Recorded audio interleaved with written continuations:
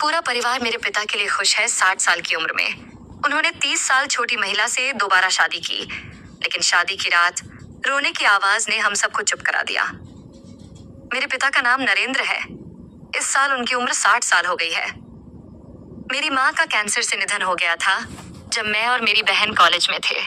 तब से 20 साल से ज्यादा समय से अकेले हैं। न डेटिंग कर रहे हैं, न दोबारा शादी कर रहे हैं। बस अपने दोनों बच्चों को वालिदा करने पर ध्यान केंद्रित कर रहे हैं। जयपुर में हर कोई उन्हें बस एक सलाह देता था, नरेंद्र, तुम अभी भी बहुत स्वस्थ हो, दूसरी शादी कर लो, अकेले रहना बहुत अकेलापन भरा होता है। लेकिन वे बस धीरे से मुस्कुराते हुए कहते थे, जब मेरे दोनों बच्चे स्थिर हो जाएंगे तब मैं इस बारे में सोचूंगा। और सचमुच उन्होंने अपनी बात रखी। जब मेरी बहन की शादी हो गई और मुझे दिल्ली में एक स्थिर नौकरी मिल गई, तो मेरे पिता के पास अब अपने लिए समय होने लगा। एक दिन सर्दियों की शुरुआत में उन्होंने हमें फोन किया। उनकी आवाज किसी नौजवान जैसी उत्साहित थी। मैं शादी करने की सोच रहा हूँ, उसका नाम मीरा है। मैं और मेरी बहन दंग रह गए। वह महिला सिर्फ 30 साल की थी, मेरे पिता से 30 साल छोटी। वह मेरे पिता के घर के पास एक कंपनी में अकाउंटेंट के तौर पर काम करती थी।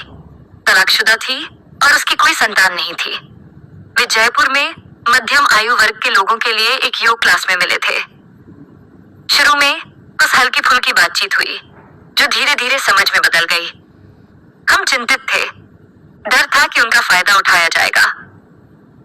लेकिन कुछ मुलाकातों के बाद यह देखकर कि मीरा उनके साथ सौम्य, व्यावहारिक और ईमानदार थी, हमें तसल्ली हुई। शादी बसंत की एक सुबह जयपुर के बाहरी इलाके में एक पुराने घर के आंगन में हुई। कोई धूमधाम नहीं, बस मेरे पिता के करीबी रिश्तेदारों और पुराने दोस्तों के साथ खाने की कुछ साधारण मेजें।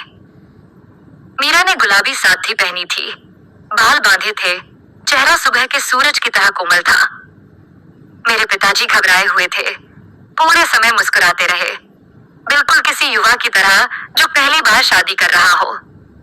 उस शाम जब सबने सफाई कर ली थी, मेरी बहन ने मजाक करते हुए कहा, बाबा इतना शोर मत करो, घर में जवान और बूढ़े दोनों हैं। बहन एक सवेक को हंसे और हंसी, तुम तो बकवास कर रही हो।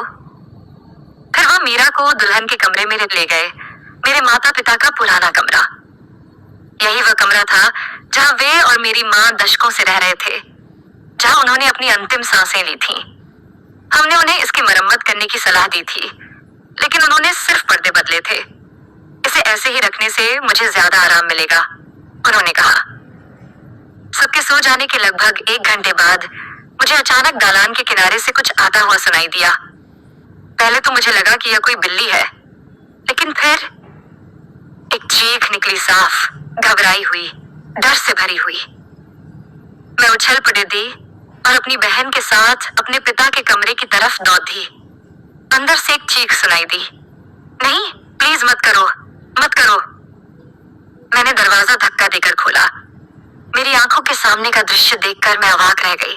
आगे कमरे में ऐसा क्या हुआ, जानने के लिए आपको चैनल सब्सक्राइब करें और नोटिफिकेशन का बटन दबाएं। आपकी जैसा वे जैसे का